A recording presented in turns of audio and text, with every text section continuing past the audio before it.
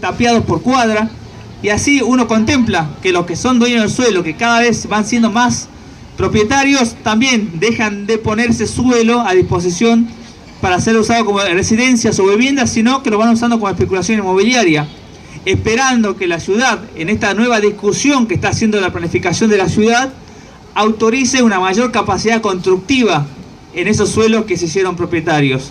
Capacidad constructiva que lo que va a hacer es revalorizar esos suelos, y esos propietarios, sin haber realizado ningún tipo de inversión directa, van a haber incrementado su capital y sus riquezas. Y ahí paso, ¿no?, de la discusión de la apropiación de la plusvalía individual que hacen los trabajadores de las familias al pagar el alquiler, a la captación de la plusvalía que genera la comunidad. Porque la sociedad, cuando decide habilitar mayor capacidad constructiva, cuando decide realizar obras, todas esas inversiones terminan beneficiando a los que son dueños del suelo. Caso concreto, de acá cerca, se iniciaron las obras del Paseo del Bajo, que va a unir la autopista Ilia con la autopista Buenos Aires-La Plata. Se iniciaron las obras del Metrobús del Sur en esa zona.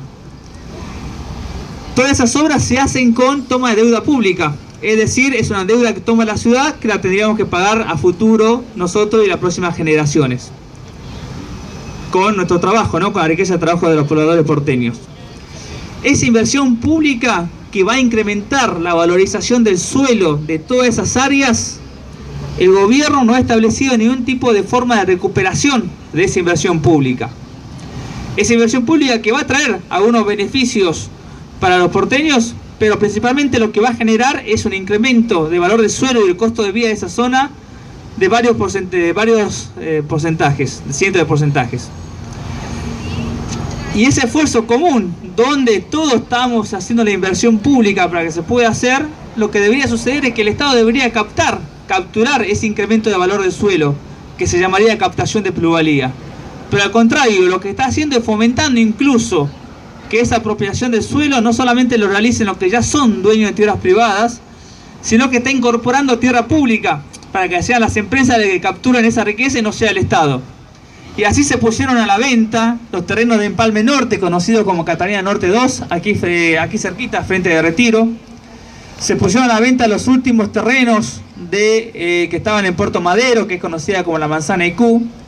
Se puso a la venta también una manzana entera que estaba cerca de la Casa Rosada, frente a la avenida Huergo, que eran tierras públicas, que el Estado podía haber utilizado esas tierras para hacer equipamiento urbano, colegios, salud, hacer viviendas sociales o hacer nuevos parques, que es algo que necesita la ciudad en esta crisis de espacios verdes que tiene. Pero lo puso a subasta pública para que sean los privados los que compren esos terrenos, los compren antes de que se realicen estas obras y antes de que el Estado realice las inversiones, para que sean los nuevos dueños de esos suelos los que capturen esas inversiones públicas. Y este ejemplo que puse concreto que está pasando aquí en la zona del puerto, se reproduce en toda la ciudad, se reproduce con la construcción del soterramiento de Sarmiento, con la construcción de los otros metrobuses, con la mejora del espacio urbano. Todas esas inversiones públicas que las costeamos cada uno de nosotros son siempre capitalizadas por unos pocos. No existen herramientas que el Estado pueda capitalizar esas inversiones públicas, y además lo realizamos con toma de deuda pública. Y eso va generando nuevamente las desigualdades extremas, ya que estos terrenos que se van valorizando nunca por el mercado van a ser destinados a los sectores de la población que necesitan acceder a una vivienda.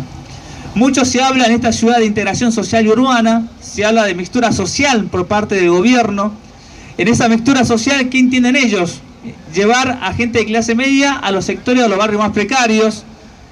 En esa dirección construyen o urbanizan un parque entero de la ciudad en la Comuna 8, el Parque de la Ciudad, diciendo que allí van a construir viviendas donde la clase media va a poder ir a vivir y mezclarse con sectores populares o de bajos recursos.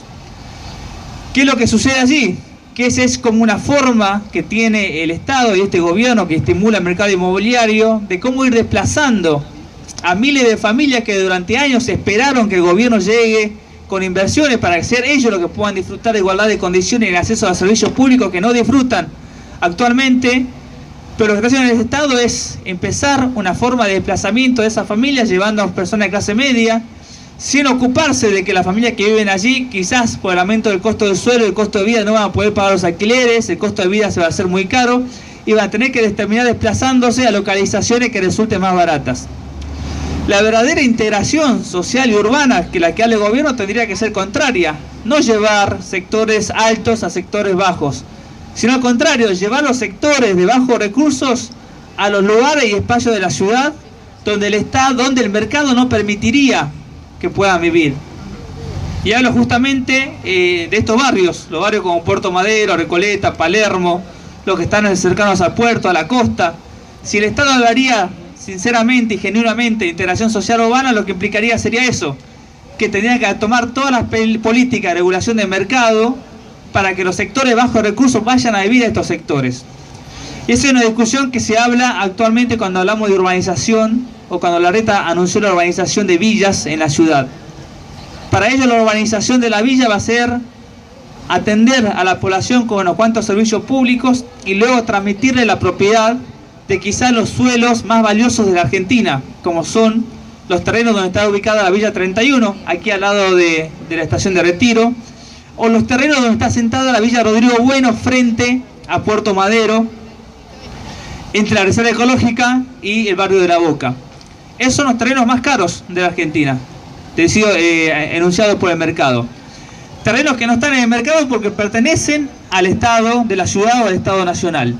Terrenos que han sido ocupados por familias que necesitan acceder a una vivienda de hace más de 30 años, en el caso de Rodrigo Bueno, y hace más de 70, 80 años en el caso de la Villa 31. El Estado siempre se ha ocupado o ha tenido la intención de hacerse de esos terrenos para hacer negocios inmobiliarios. En su momento ha tratado de erradicarlos por la violencia, no ha podido. Ha tratado de entregar títulos de propiedad directamente para que esas tierras ingresen al mercado, tampoco ha podido. Y ahora decidieron hacer un camuflaje de que van a urbanizar estas villas para de esa forma sí lograr que la población acepte los títulos de propiedad del gobierno. Pero el fin último es eso, es que estas tierras ingresen al mercado inmobiliario y que luego el mercado inmobiliario se encargue de hacerse de esos suelos, de presionar a las familias, de aumentar los costos de vida para que las familias decidan vender sus tierras y hacerse con esos suelos y transformarlos, en vez de ser barrios populares, transformarlos en nuevos Puerto Madero. En esa discusión estamos planteando de que esos suelos, que son tierras públicas, que pasan a ser tierras para viviendas sociales, tendrían que tener una alta protección para evitar que se transformen en suelo especulativo, para evitar que haya una presión inmobiliaria enorme sobre esos suelos y sobre esas familias. Y es lo que el gobierno no quiere hacer, y entonces ahí descubrimos cuál es el verdadero interés. Así que nuevamente está plasmado esta cuestión de cómo el gobierno se apropia de la riqueza que generamos entre todos, estimula que esa riqueza sea apropiada por pocos, entregando tierra pública, incluso le va a dar la zonificación, es decir, la capacidad constructiva para que en esos suelos que ahora no se puede construir nada, se puedan construir altas torres, incrementando nuevamente la riqueza para los que sean propietarios del suelo.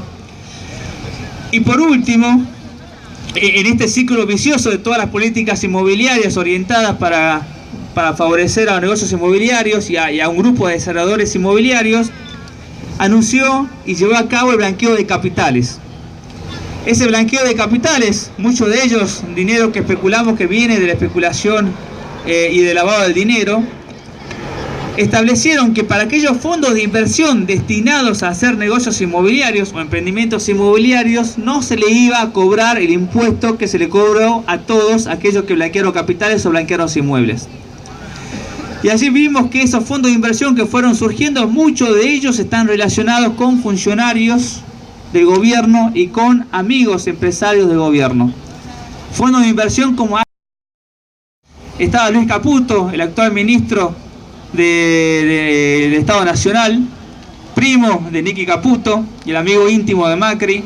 Estaba Francisco Quintana, que es jefe de gabinete de Macri actualmente, y eran los antiguos dueños de estos fondos de inversión. Fondos de inversión que blanquearon capitales, que van a destinar esos capitales a negocios inmobiliarios, que se van a hacer sobre la tierra pública que Macri está vendiendo por decreto sin autorización del Congreso Nacional, que es una problemática que está sucediendo en todo el país, no solamente en la ciudad de Buenos Aires. Y vemos como los compañeros de la remonta allá en Mendoza, donde se quieren vender 10.000 hectáreas, ya no 10, 2 hectáreas como en Ciudad de Buenos Aires, sino se quieren vender 10.000 hectáreas de tierras, una superficie mayor a toda la ciudad de Mendoza. Están haciendo movilizaciones, corte de ruta para impedir que esa tierra sea subastada y siga en manos de productores pequeños. Bueno, se pone a disposición tierra pública para estos fondos de inversión para que hagan sus negocios inmobiliarios sin pagar impuestos. Y además, la legislatura porteña este año ha autorizado justamente que en esas tierras públicas se construyan torres de más de 100 metros de altura. Así que vemos que este círculo vicioso de donde el Estado, a través de la deuda pública, se apropia de la riqueza que produce la ciudad, que pertenece a todos nosotros, entrega nuestros bienes comunes como es el suelo para hacer negocios inmobiliarios, no le cobra impuestos para esas inversiones y además le otorga la posibilidad o la zonificación para construir estas torres. Eso es cómo está orientando el gobierno, así como facilita que se hagan grandes negocios, ya sea con el modelo de agronegocio, con la mega minería, con la energía, con el fracking, también con los mismos capitales, estimula negocios que se hagan acá en las ciudades. ¿Y por qué digo los mismos capitales? Porque los empresarios inmobiliarios que conocemos acá en la ciudad, como IRSA, cuyo presidente es Eduardo Estein, también son los grandes terratenientes rurales que realizan el monocultivo de la soja, y también son los que son dueños de mega mineras de oros en Latinoamérica. Así que también no solo es una problemática que concierne únicamente a lo que vivimos en las ciudades, sino es parte de un mismo sistema que quizás cuando hablamos del tema de agronegocio hablamos de atractivismo, pero para mí es parte cómo se implementa una política que tiene que ver con la mercantilización de cada una de las dimensiones de la vida humana, que tiene que ver cómo el capital tiene como único objetivo seguir reproduciéndose y seguir que unos pocos sigan incrementando sus riquezas. Y a la par de que vemos cómo se hacen estos negocios con los capitales que se producen, que se generan del extractivismo y con los beneficios acá en la ciudad, vemos que las necesidades de la población de las ciudades se incrementan. Actualmente a lo largo de todo el país vemos cómo las inundaciones afectan a la mayoría de las ciudades y la población sin ningún tipo de resguardo por parte del gobierno.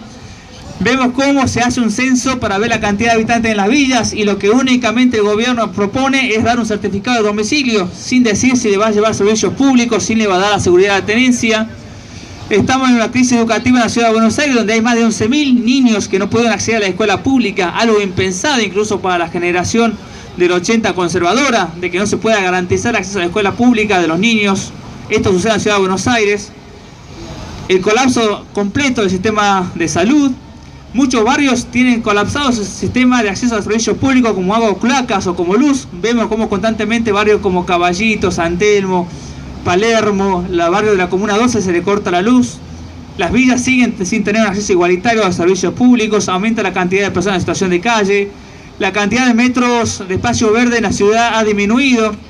Está desapareciendo todo el pulmón sur de espacios verdes en la Comuna 8. El parque de la ciudad, la mitad se va a construir, se va a urbanizar. Un tercio del Parque Roca se ha transformado en playón de cargas y descargas. Se ha concesionado 50 hectáreas del autódromo. Se ha privatizado todo el Parque de la Victoria. Es un parque de 45 hectáreas, 45 manzanas para hacer un golf justo frente a la Villa 20. Así que vemos que lamentablemente las políticas urbanas tienen la misma orientación que sucede en el campo, sucede en las otras regiones del país. Creo que tenemos que empezar a conectar aún más las luchas como realizamos en contra de los agronegocios con las luchas urbanas, ya que los capitales y la orientación para obtener más riqueza de este tipo de políticas son las mismas. Creo que tenemos que hacer ese tipo de solidaridad.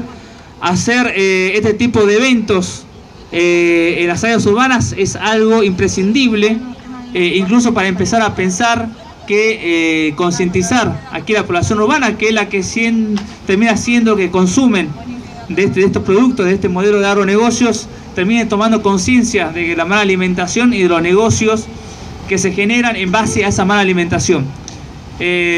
Bueno, gracias nuevamente por la invitación. La idea fue hacer un paneo general de lo que está pasando en las ciudades, que también no escapa a la grave situación que está pasando la población en el resto del país. Muchas gracias.